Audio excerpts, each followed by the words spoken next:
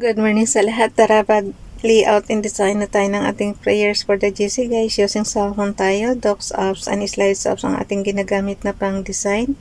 Inopen ko na yung ating file name na August 2024 prayers for the GC. Scroll down ako. Dito ako sa number 3 na page. So today is August 2024 from Family GC yung ating prayers. Ang ating font is Cavet, size 14, text color ay red, highlight color is blue.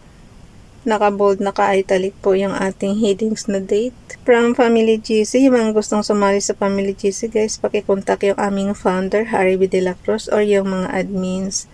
Co-founder Muti, Admins Roger Pacatang, Aileen Samarin, Aiki Akmal, Sara Galingan, Nanay Elsa Samarikatang inyong lingkod, Ralph Lion Pagubo Vlogs. Pakisubscribe na rin sa kanilang mga YouTube channel. And then yung gusto magpa-member sa Family GC, i-add nyo lang dyan sa ating GC and then i-confirm na yan ng mga admins. So dito tayo kay Princess Dayan channel. Basahin ko lang sandali. That was the true light which lighted every man that cometh into the world. John chapter 1 verse 9. Dito naman tayo kay Ralph Lion Pagubo Vlogs. Be of good courage, and he shall strengthen your heart, all ye that hope in the Lord. Psalms chapter 31 verse 24. Dagdagan nyo lang yan ng sarili nyong prayers guys. And then konting pagkikipag-usap kay Father God. Tapos, ano lang yan. Kung ano man yung hinihiling nyo, i-claim nyo na makuha nyo na ibibigay sa inyo ni Father God yan. Ako talaga gusto ko lang na maging ma-unlad tayo sa ating yung mag-for good na tayo. Na kahit hindi na tayo magtrabaho, kaya pa rin nating mabuhay. Diba? So, yun lang talaga ang, kasi kumbaga sa guys, nasa na tayo nasa gitna na tayo ng buhay natin dito sa mundo. So, gusto ko pa relax naman tayo. Huwag nating hintayin na tumanda tayo sa kakatrabaho. Kailangan naman maranasan natin mag-relax sa buhay natin. So, yun. Dinala na natin yan sa slides. So, ang gawin natin, basahin na lang natin yung last year na prayers. FB Donalyn, prayer for a financial miracle. O, tamang-tama to sa mga sa mga walang pera.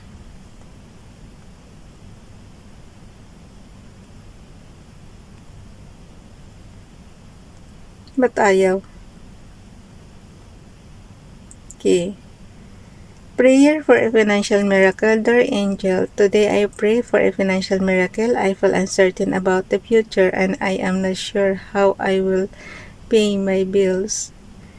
Kawawa naman yung mga yung mga walang pambayad ba. So, need talaga magsikap guys para mayroong pambayad. Need ng trabaho para may income, para may pambayad.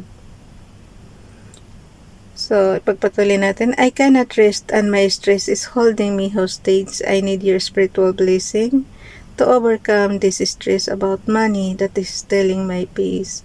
Please never allow the temptation to worry to draw me in again. Teach me to be confident and energy my faith. Help me be positive, stop worrying, and just believe that my miracle is coming my way. And for that, I am forever grateful to you. Amen. Kaya nga sabi ko sa inyo guys mahabang plano. For example, ang pagpaplano talaga para hindi ka mamroblema sa pera. For example, katulad ko, gusto ko nang mag-retire next year. Dapat ngayon pa lang nag-prepare ka na kung anong magiging consequences na wala ka ng trabaho kasi gusto mo nang mag-relax. So, dapat ngayon pa lang ihanda mo na yung sarili mo para hindi ka ma-stress sa kakaisip, paano ako mabuhay? Wala na akong trabaho. Hindi dapat ganun. Ngayon pa lang dapat mag-ano ka na, mag-prepare ka na.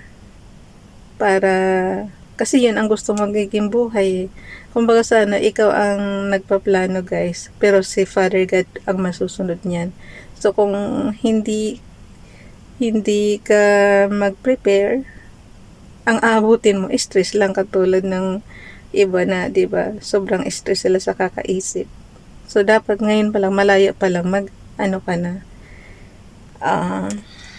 Mag-isip ka na kung anong dapat mong gawin in the future. Kasi si Father God may plano nga talaga sa atin yan. Tapos matutupad yan kung ikaw mismo ang, halimbawa, katulad yan, ihihinto ka na sa pagtatrabaho, tapos iisipin mo, paano na ikaw mabubuhay, paano na walang income, di pagdating ng araw na yan, dapat handa ka na. Kasi malayo pa lang, pinag-isipan mo na, pinagplanuhan mo na. Ganun lang yung kasimple. Huwag kayong magpapaka-stress sa kakaisip na, wala kayong makain, walang hindi dapat. Kasi nga, malayo, matagalang plano ang ginawa mo. Hindi naman agad-agad na, bukas ka agad, na. So, kung ano yung gusto mo sa buhay mo, paplanuhan mo ng matagal, tapos paghandaan mo. Para hindi ka mahirapan. Okay, dito naman tayo kay Princess Diane channel. Paki-zoom na lang mga ka-JC ko ha. Sobrang liit ng font Sobrang liit ng font. And we know that all things work together for good to them that love God, to them who are the called according to His purpose. Romans chapter 8 verse 28. Totoo yan.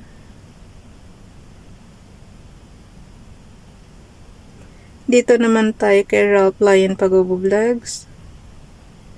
And now abideth faith, hope, charity. Oh no. Teka lang. Sa sobrang laki ba na na-move siya. Nag-overlap. So hayaan mo na. Ayusin ko na lang to. And now abideth faith, hope, charity. These three,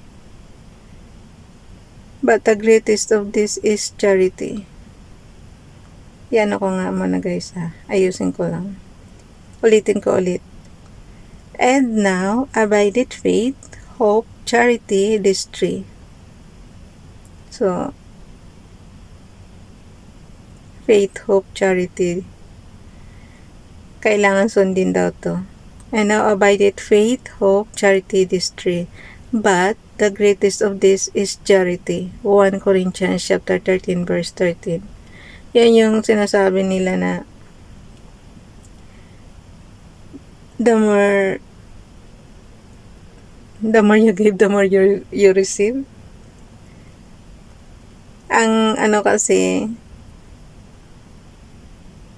huwag mong isipin ang sarili mo lang, kundi yung ibang tao rin. Kung gusto mong tumulong, kung may kakayahan ka namang tumulong ka. Lalo na yung panahon ng nung bagyo. Yung mga raming nasalanta guys. 'Di ba yung iba na mayayaman talaga, na may kakayahan naman, magbigay po. Kaya nga nagtataka ako dito sa Bible, parang anong yung mga mayayaman. Parang sabi nila mahirap makapasok sa sa butas ng karayom yung mga mayayaman. Kumbaga sa hirap silang makarating sa kalangitan. Pero alam niyo guys, hindi naman lahat ng mayayaman is greedy sa pera. Maraming mayayaman na tumutulong. Nakikita niyo yung mga ini-interview dyan sa ang dami nilang tinutulungan. May mga pinapaaral sila. May mga, basta halos na mayayaman tumulong. Kaya nga nagtataka ako bakit nasabi sa Bible na hirap makapasok. Siguro pili lang. Yung mga greedy lang talaga. Yung hindi makapasok sa kingdom. Pero lagi ko talaga sinasabi, ayoko na talaga ng Gusto ko hanggang dito lang yung buhay natin sa mundo. Huwag na yung may, may second life pa. So, on and off button lang yan. LW button, screenshot na. Tapos, syempre, ano lang yan guys. I-edit lang and then crop. Then, punta tayo sa ating accounting na apps. Dito ko kasi sinisave lahat. So, pang number 3 na today. So, ang gawin natin, isi-shoot lang natin siya doon sa sa column A. Pinagpawisan na talaga ako. And then, okay na. So, bukas, dyan naman tayo sa number 4 magdugtong ng graphics. Grabe na pawis ko. Bilis na. I-share na natin. Piliin natin yung chats. Dugtungan nyo na lang to ng sarili nyong prayers, guys. Kung nakukuntian pa kayo sa prayer natin today, dugtungan nyo na lang ng sarili nyong prayers. Tinuturo ko lang sa inyo to para magiging hobby nyo everyday makikipag-usap kay Father God. Tapos ano man yung sakit nyo, hilingin nyo na gumaling. Kung ano man pangangailangan nyo, humingi kayo sa Kanya. Ganun lang kasimple yan. Pero syempre, huwag naman parating hingi-hingi na lang nang wala kayong ginagawang pagsusumikap, diba? So dapat pag humingi kayo, may kasamang pagsisikap. Kasi hindi naman pwedeng ibigay sa ni Father God na Father God, pahingi pong pera. Tapos wala ka namang ginagawang pagsusumikap na pagtatrabaho. Paano ka magkaka-income ng pera, diba? So dapat, pag humihingi kayo, dapat may kasamang pagsusumikap. Huwag puro hingi. So dito tayo, 03 July 2024, prayers for the Jesus. From YTC's Ralph Lion Pag-Vlogs. Princess Dayan Channel, paki-subscribe. And AFB Donalyn. Okay, happy Saturday everyone. Oh no. Pag nagkamali, lang. Yung letter X doon sa sa itaas ng enter. Doon sa keypad nyo ba? Happy Saturday everyone. Always be in good health.